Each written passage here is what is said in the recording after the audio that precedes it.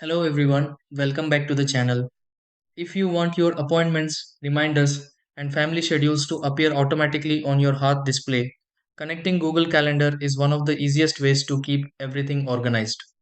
Once the connection is established, the Hearth display can continuously show updated events and make it easier for everyone in the household to stay on the same page. Fortunately, the setup process is simple and only takes a few minutes. Following the correct sequence helps ensure that the synchronization works smoothly from the start. In this video, I'll guide you through several easy steps that can help you connect Google Calendar to your Hearth display successfully. Try these. Step 1. Verify that the Hearth display is connected to a stable Wi Fi network before beginning the setup. Step 2. Open the settings menu available on the Hearth display and locate the calendar options. Step 3. Select the option to add an account on the Hearth display and choose Google Calendar. Step 4. Sign in with the Google account that you want the Hearth display to synchronize with. Step 5. Allow the Hearth display enough time to complete the synchronization process.